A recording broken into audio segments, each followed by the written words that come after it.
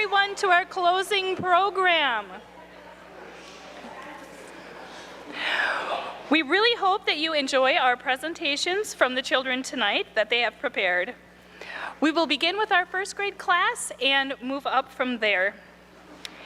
Before we begin, I would like to recognize the great work and dedication from our catechists this year and assistants. They really did an outstanding job by helping our children learn and grow in their faith. So let's give them a huge round of applause.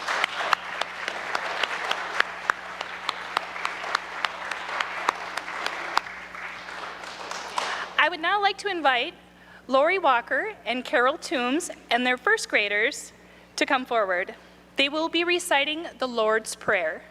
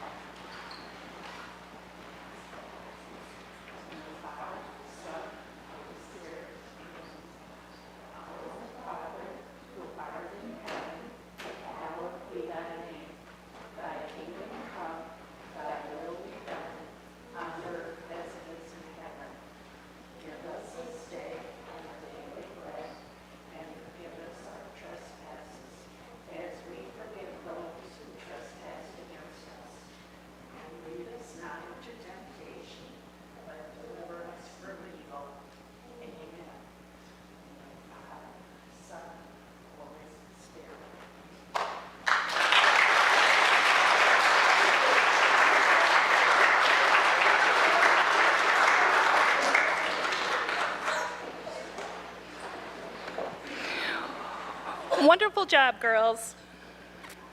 Next up, I would like to invite Ron Youngworth and our first communicants to come forward. They will be using sign language to perform the song, Jesus, You Are Bread for Us.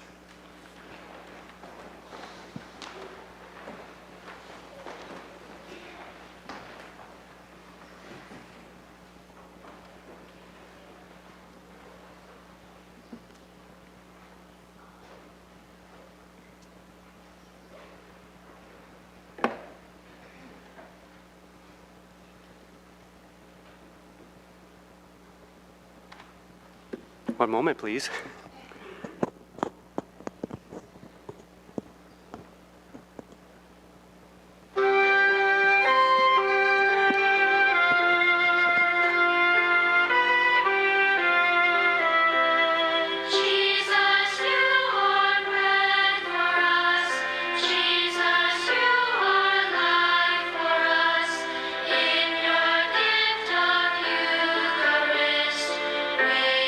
Find love.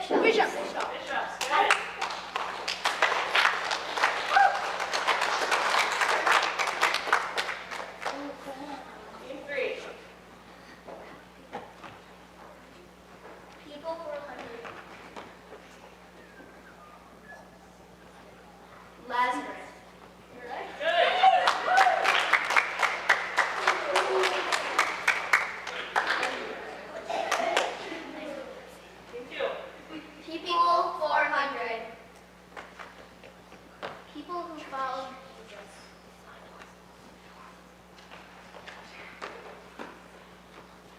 Apostles. Apostles, good.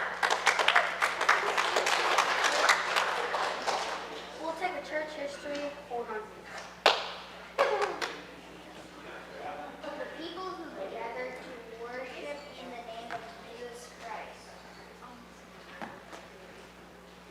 Assembly. Assembly, good. What?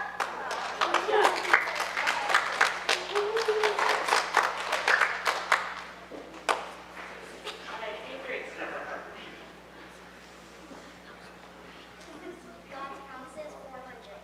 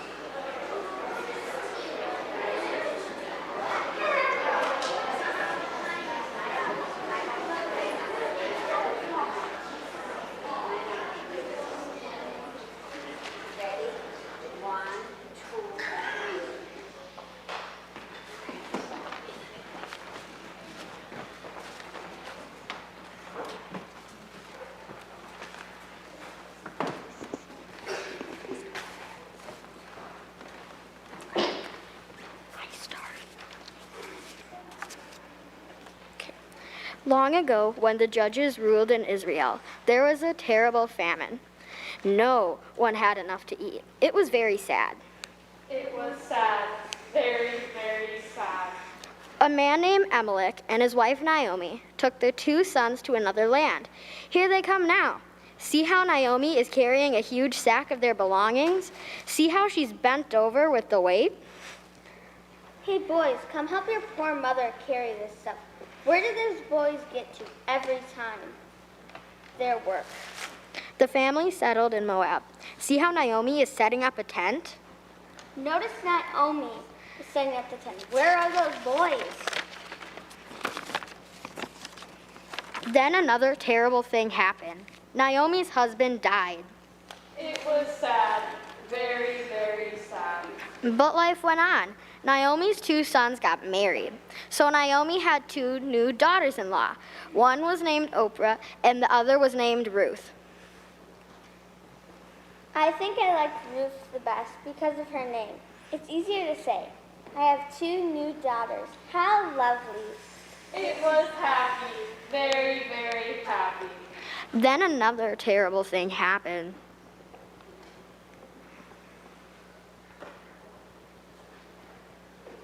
There seems to be a lot of terrible things happening lately. Can I get a narrator?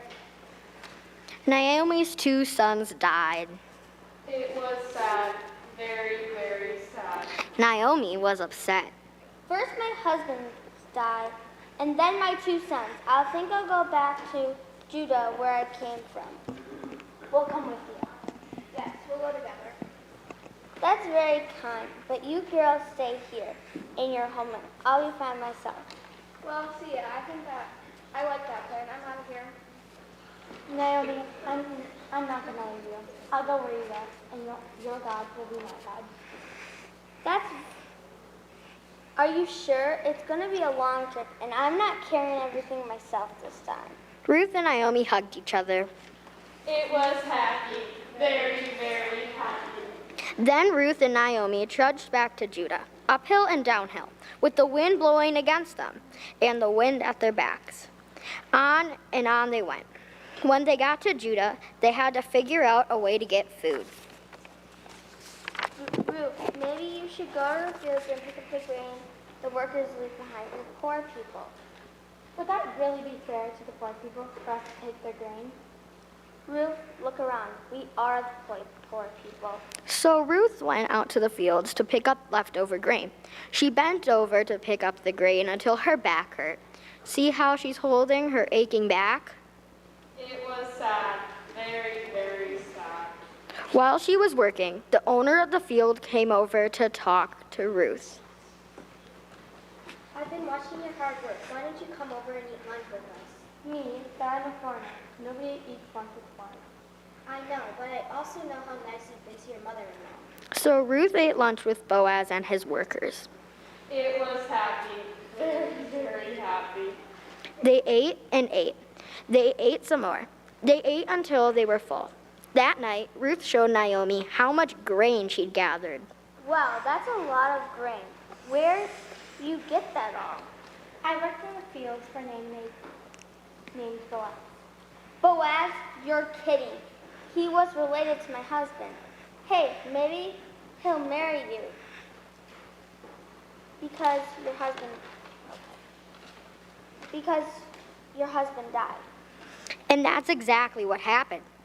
It was happy, very, very happy. Ruth, I'd like to marry you and take care of you and Naomi. Well, okay, sounds great. So Boaz and Ruth got married. Naomi was so happy she cried. See her tears of joy? Later, Ruth and Boaz had a baby boy. See Ruth rocking the baby? The baby was named Obed. Obed was the father of Jesse, and Jesse was the father of the great King David. It was happy, very, very happy.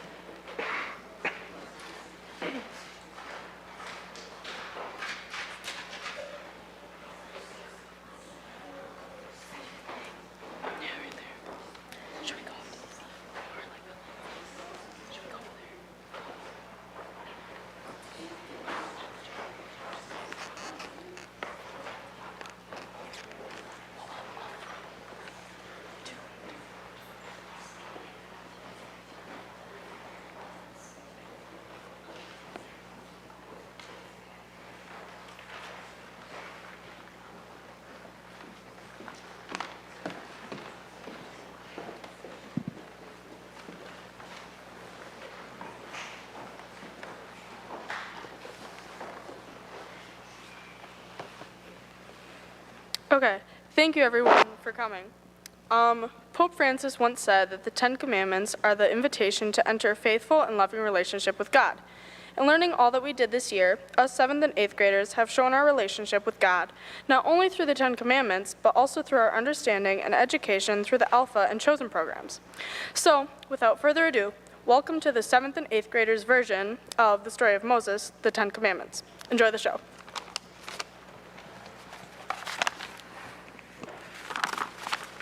The story of Moses, the Ten Commandments Skit.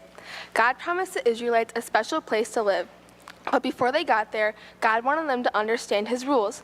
So Moses went up and stayed there with God for 40 days and nights, learning God's laws.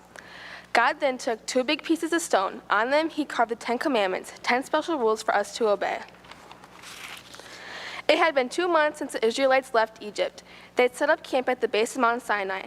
They worked together to set up tents, feed the animals, and cook food over fires. Then Moses, the leader of the Israelites, climbed up the mountain to appear before God.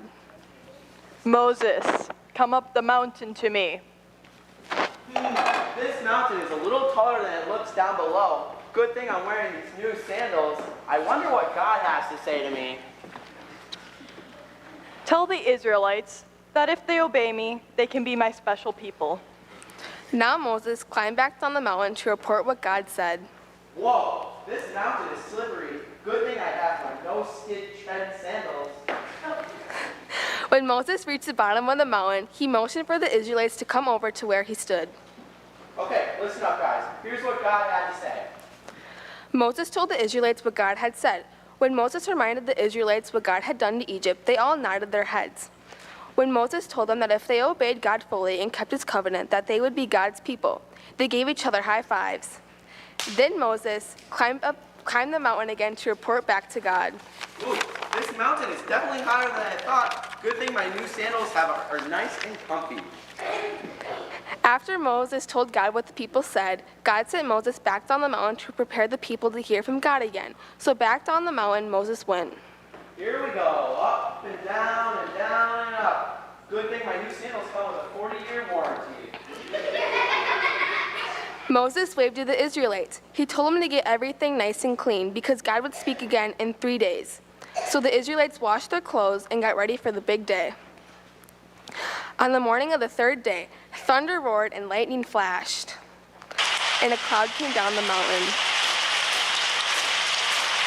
There was a loud blast from a ram's horn, and the Israelites were scared. Their knees shook and their hands trembled, and they covered their heads with their arms. Moses, I want to talk to you again. Moses trudges up the mountain again. I gotta get to the gym more often. These new sandals just aren't doing the trick themselves. Hey Moses, go back down the mountain and bring Aaron up with you. Moses stumbled down the mountain. At the bottom, he bent over with his hands on his knees, gasping for air. The Israelites pointed and whispered among themselves. What are you guys looking at? Haven't you ever seen an out-of-shape guy trying to catch his breath before? Aaron, come with me up to the mountain. Give me a second here, okay? Okay, but I don't have any good sandals. Trust me, new sandals aren't going to make any difference. Let's go. So Aaron and Moses climbed up the mountain. Then God gave the people these rules, which we now call the 10 Commandments. You Israelites, count along as you hear the commandments. 1. Make God your only God. 2. Do not worship anything except God. 3. Be respectful using God's name. 4. Keep the Lord's Day special. 5. Honor your father and mother. 6. Don't kill anyone. 7. Keep your marriage promises. 8. Do not steal. 9. Do not lie. 10. Do not want what others have. The Israelites trembled with fear, but Moses spread out his arms and told them not to be afraid. And that's how we got the 10 Commandments. I gave you my commands because I love you so much. When you follow them, you not only bring me joy, You also make your own lives full of joy. I know what is best for you because I made you. I put you together before you were born. I am your creator.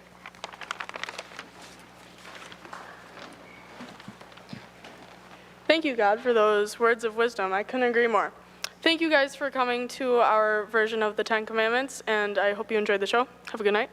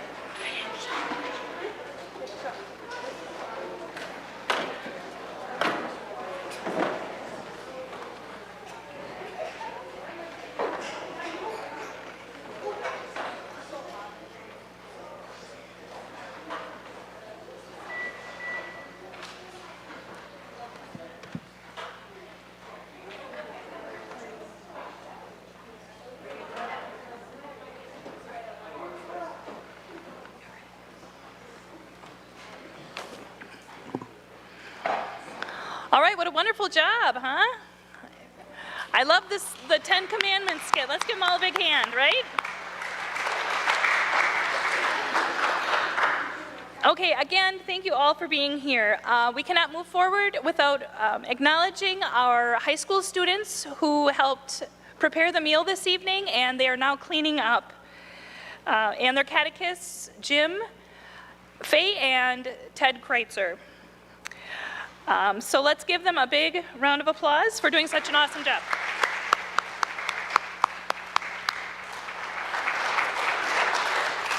I would like to send out a huge thank you to our parents this evening. By enrolling your children in our program, you are helping them understand the importance of church and faith in their lives.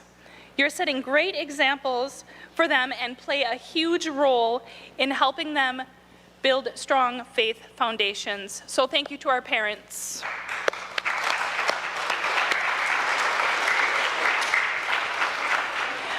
Also, a huge thank you to our wonderful group of catechists.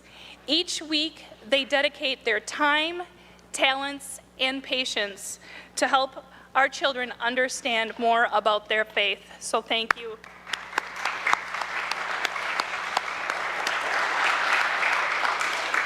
Also, a thank you to Deacon for his support and help throughout this year.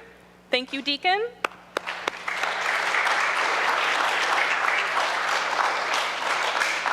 And just a few things before we go.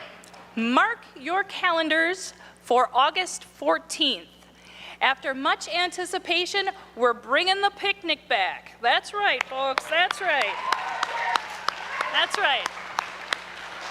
And students in grades 7 through 11, we need your help. We need your help. Yes, hold on, I lost my spot. Oh boy. All right.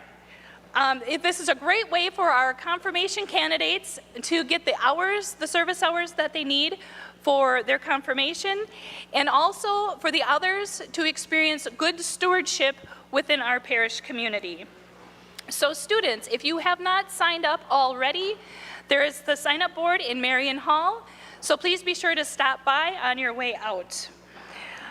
With your help, this will be the best picnic ever. And you might even have a chance to dunk our deacon. So we look forward to seeing all of you on August 14th for the church picnic. Okay, now a show of hands. Who has heard of Flat Stanley? All right. Meet Flat Francis. Oh, yeah. All right, who can tell me who Francis is? He is our Pope, that's right. Okay, well this summer, students in grades 1 through 8 are going to have the opportunity to take Francis with them and spread the joy of the gospel. Bring Francis to church and you will receive a sticker to place on his back. 6 stickers at the end of summer will win a $10 gift card. That's right, $10. Woo! All right, you will be submitting your photos along with a 3 to 4 sentence caption about where Francis was, who he was with, and what he was doing. The weekly winners will be chosen and placed in the bulletin all summer long. And the weekly winners will also earn a free scoop of ice cream. So that's right. So at the end of summer, all of our weekly winners are going to be entered to win a $50 gift card. Okay, photos and captions can be sent to me, and you can find the instructions on the back of your Francis. Contest begins the weekend of June 11th and will conclude on August 1st. So on your way out, don't forget to grab your flat Francis. And also, each family will get a bag which contains some goodies along with a registration form for our 2022-2023 Faith Formation year. And don't miss out on the early bird discount if you register by May 30th. One last reminder, Easter Sunday at 7:30 and 9 o'clock Mass, students will be invited forward to retrieve their flags from the trunk that they decorated in the beginning of Lent. They will also receive a frame to put their family flag that they created in so they can display it in your homes. We look forward to celebrating with all of you as we enter our Easter Triduum. Just a couple reminders about Mass times. Holy Thursday, 7 o'clock tomorrow, with the procession to follow to Winneconne for our night prayer. Good Friday Mass is at 1 p.m. in Winneconne and 6 p.m. here in Omro. The Easter Vigil is at 8 o'clock p.m. in Winneconne. And again, our Masses for Easter Sunday here are 7:30 and 9 o'clock and 11 o'clock in Winneconne. I would just like to thank you all again. It's so nice to see you here. Have a blessed Holy Week. Good night.